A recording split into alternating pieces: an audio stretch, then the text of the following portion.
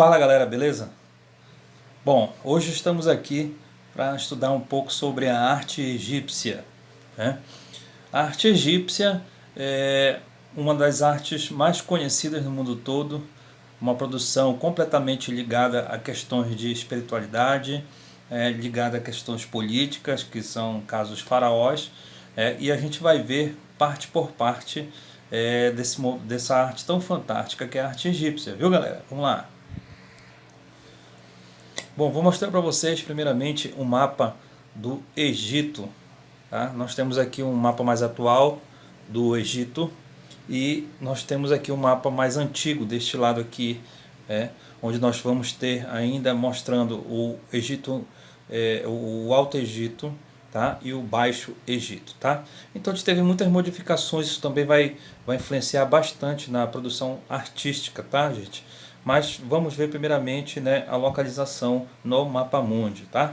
Então o Egito fica aí abaixo, né, do mar Mediterrâneo, bem abaixo do mar Mediterrâneo, fica entre os rios aqui Tigres e Eufrates, tá galera? Então quando você for se localizar no mapa, tá?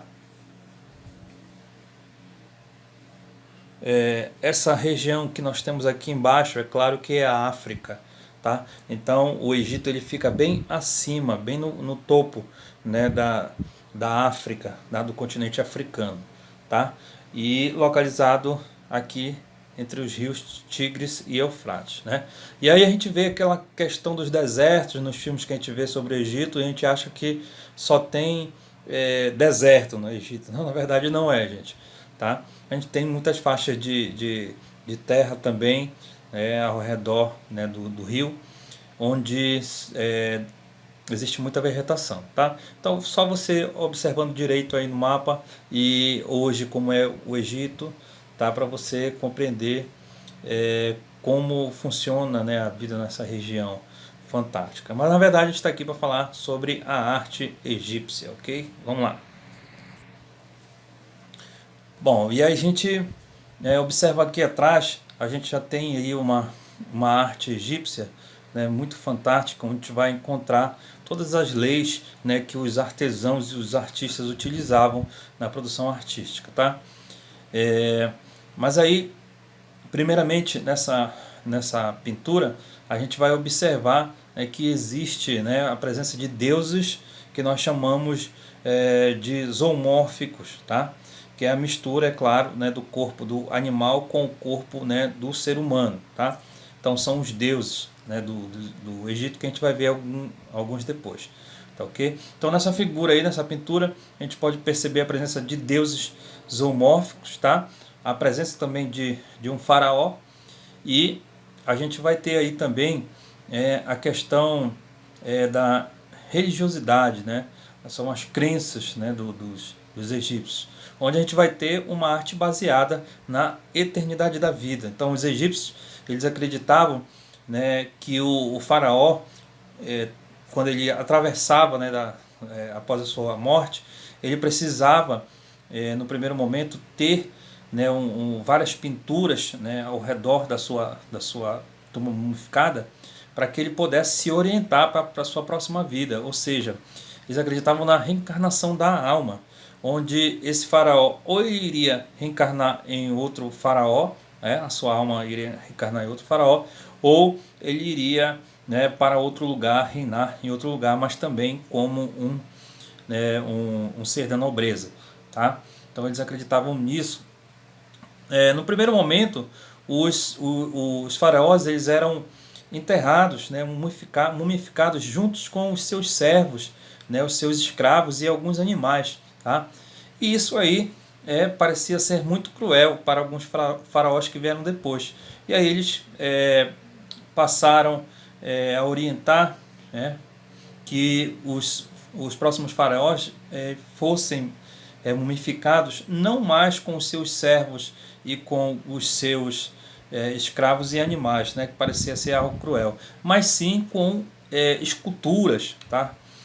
Pinturas, amuletos, os seus tesouros e as pinturas, tá? E esculturas. Ou seja, Quando isso aconteceu, começa a se desenvolver mais ainda a produção artística. Vejam bem, olha só a relação que tem. Você já pensou o servo ser avisado que vai ser, né, naquele momento? Ou para ele era algo glorioso, ou então, né, seria muito triste.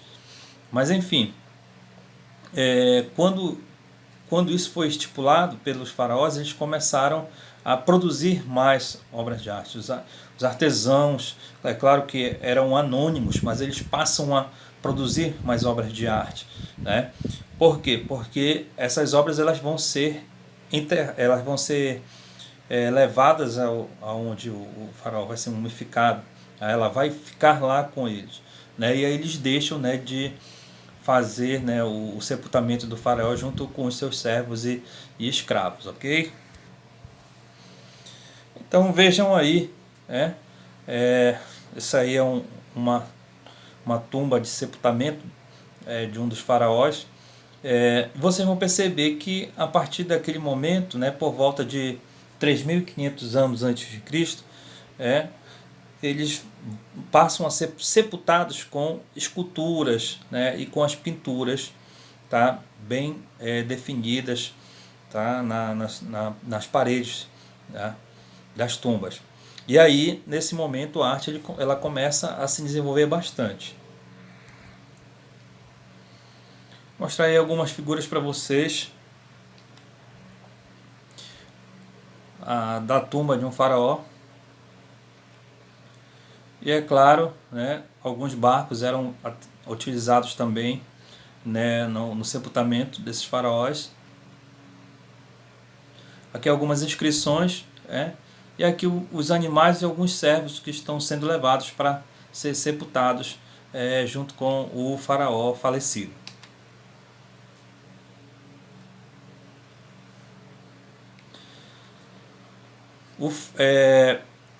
Que tipo de pinturas haviam nessas tumbas, né? O que era que o artesão, que o artista pintava para que o faraó ele pudesse lembrar, né, da sua vida, né? É claro que eram seus feitos históricos, né? A sua família, as guerras que ele participou, os territórios que ele conquistou, tá? Os seus feitos na própria cidade que ele governava. Então tudo isso a gente vai ver aí, as suas batalhas, suas caças, né? Muitas vezes falam caçando também, questões políticas, tá? Então a gente vai ver tudo isso aí pintado na tumba dos faraós, ok, pessoal? Que era para lembrar o que esse faraó foi, né, aqui na sua vida, tá? Para que a sua alma pudesse acordar, lembrar do que ele foi para a sua próxima jornada, ok? Então eles acreditavam nessa questão da eternidade da alma.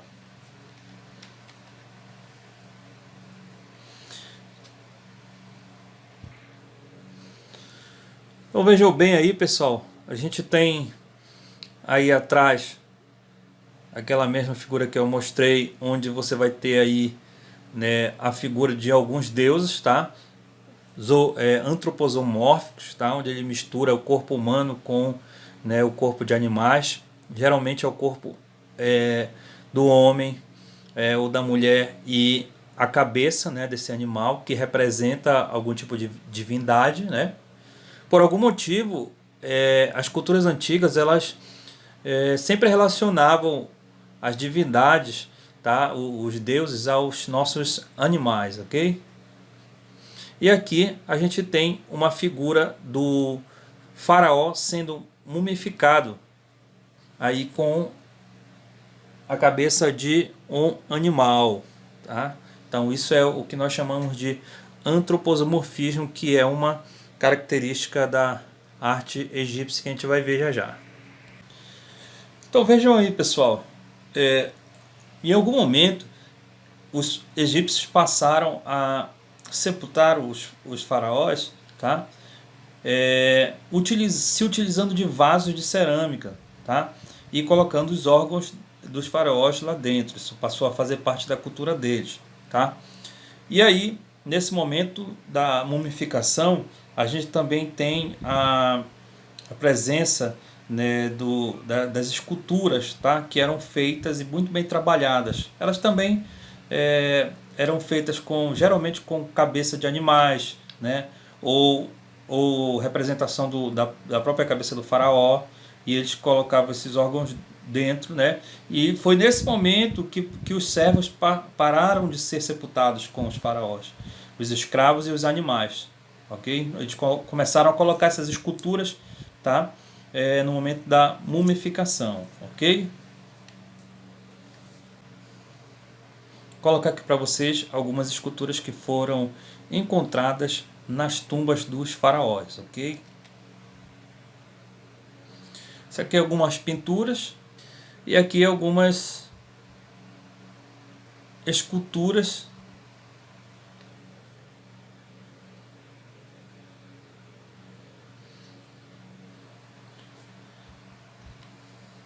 encontradas. Essas esculturas foram encontradas na tumba de alguns faraós muito conhecidos.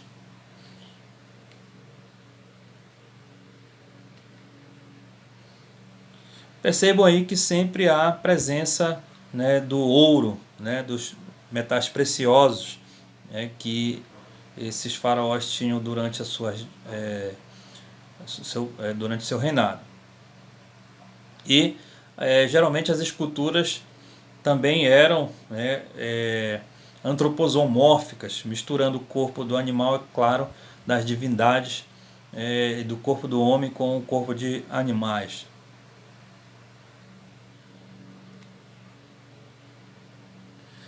Então vamos falar um pouco também agora das leis egípcias, galera. Claro que não eram leis referentes a questões políticas, leis, né, da arte egípcia, tá? Então, pessoal, os egípcios tiveram leis para sua arte, tá? Tanto é que essas leis duraram mais de 3.000 anos. Tá? Elas não eram modificadas, não foram modificadas até o final da última dinastia dos faraós, ok? Então a gente vai ver algumas dessas leis. Então a gente vai ver algumas dessas leis. A primeira lei que a gente tem aí é a lei da frontalidade, tá?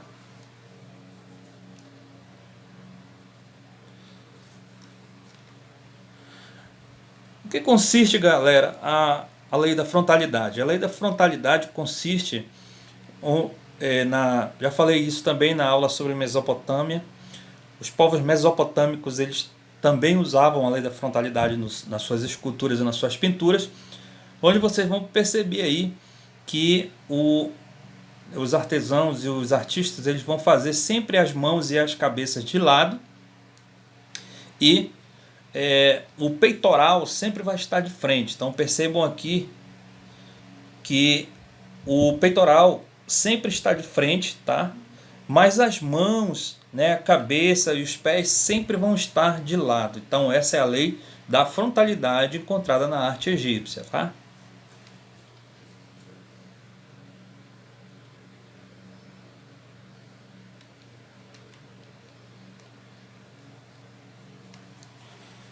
Percebam aí mais um exemplo aí da lei da frontalidade na arte egípcia.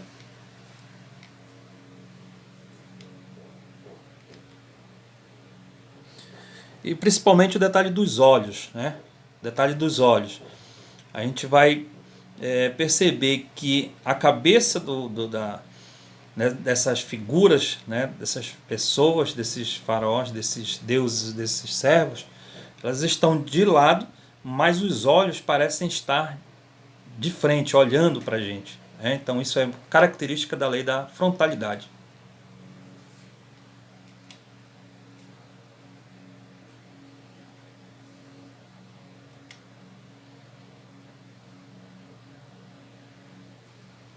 E aí nós temos, né, o que nós chamamos de antroposomorfismo, né? Então, para quem não sabe o que é antroposomorfismo, o próprio nome já vai explicando aí para a gente. Antropo significa homem, zoo significa animal, e o morfismo, que pode ser modificação da forma ou união da forma, né? Então, os egípcios vão usar muito na figura dos deuses o antroposomorfismo. Sempre eles fazem a relação dos deuses com os animais, né? Então, observem aí, por exemplo, Anubis. Anubis ele estava presente geralmente na passagem, né, das pessoas, né, da cultura egípcia e dos faraós, né, da morte, né, para a eternidade da alma. Tá? Então, no momento da travessia, Anubis sempre estava presente no momento da travessia aí. Então, Anubis, esse deus que vocês estão vendo da cultura egípcia, ele possuía cabeça, tá, de lobo, né, e o corpo, né, de um homem. A gente tem aí também a presença de Osíris, né? Nesse caso aqui a gente tem duas figuras, né? Anubis e Osíris, né? A Osíris tinha a cabeça de uma ave, tá? Então estão os dois aí preparando aí ou dando orientações para o faraó nesta pintura, ok?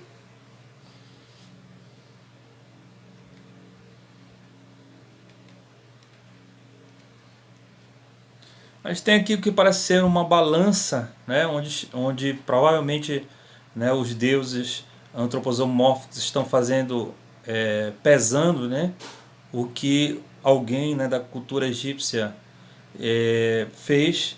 Eles acreditavam nessas questões também dos seus feitos durante a vida, que iriam repercutir na sua vida após a morte, né? Na sua caminhada da alma após a morte.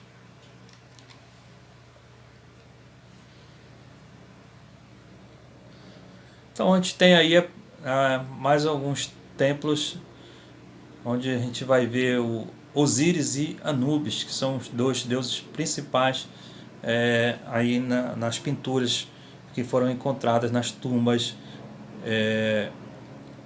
e na arquitetura egípcia.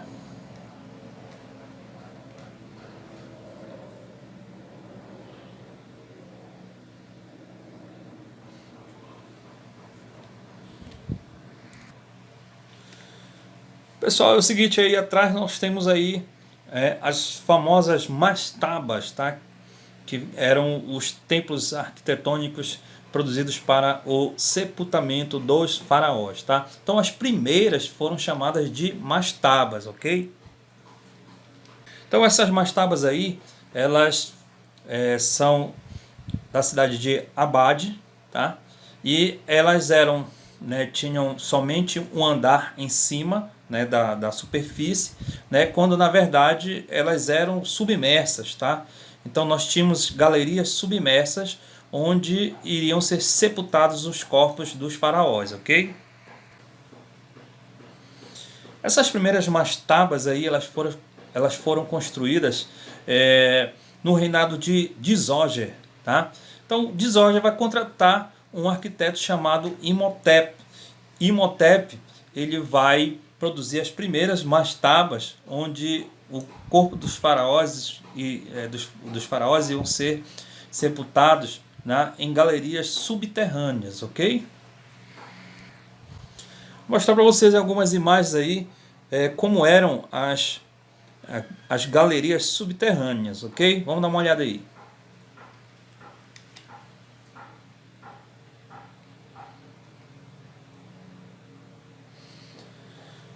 Vocês vão observar aí que aqui em cima nós tínhamos um templo, tá?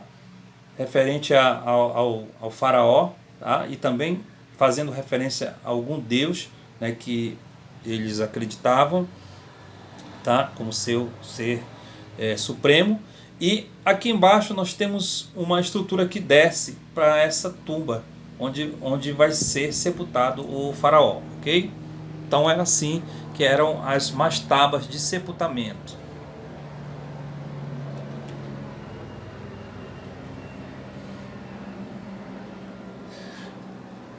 Aí atrás você tem a figura possivelmente do faraó Dizógenes, que foi o que contratou Imhotep para produção da primeira mastaba, tá?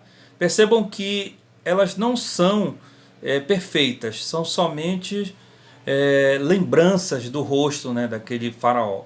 Eles não tinham tanta habilidade nesse momento de construir um rosto perfeito como os faraós da última dinastia vão ter, como os artistas, os artesãos da última dinastia irão ter, ok?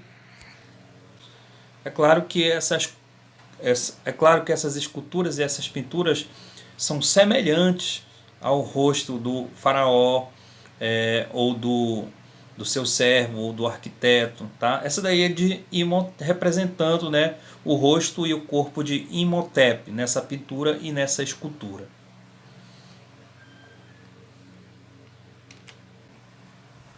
Bom, pessoal, e aí a gente tem finalmente as primeiras pirâmides do Egito. Então essas primeiras pirâmides, elas na verdade foram criações em cima das mastabas. Então foi como se você tivesse uma mastaba e outra fosse feita em cima dela e outra em cima, com mais ou menos uns 4 ou 5 andares, né? Então as primeiras mastabas, na verdade, que eram templos onde ficava o sepultamento dos faraós embaixo, elas vão ganhar, na verdade, esses andares em cima, onde vão ser chamados de pirâmides, tá? Então eram mastabas que foram sido acrescentados vários andares, tá? O primeiro foi, é claro, Quéops. O arquiteto chamado Snefin, ele vai produzir essas primeiras pirâmides, né, para Quéops.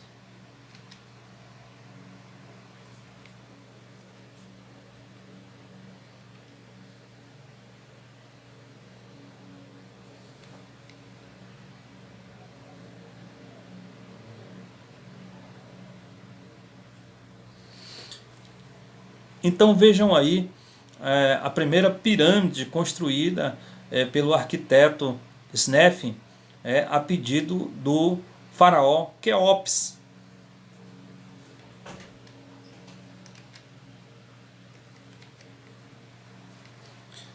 E aí depois nós temos aí, né, a Quefren e Miquerinos, que são as outras duas pirâmides, tá?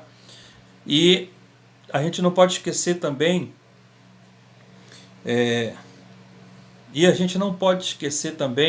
né, que quando foi construída a pirâmide de Quefren, ele também construiu, né, a esfinge de Gizé, tá? Então foi basicamente no mesmo período, ok?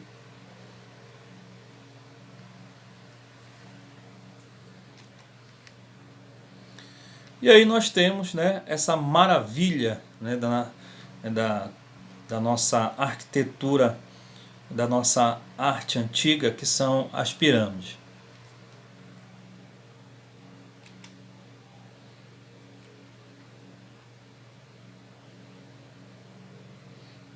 As pirâmides de Quéops, Quefren e Miquerinos, referente aos faraós.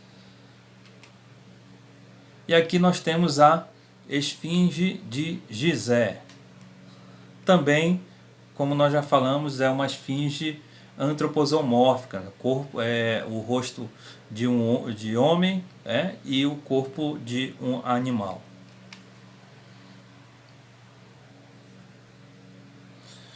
Bom, beleza, a gente vai encerrando esse vídeo aqui.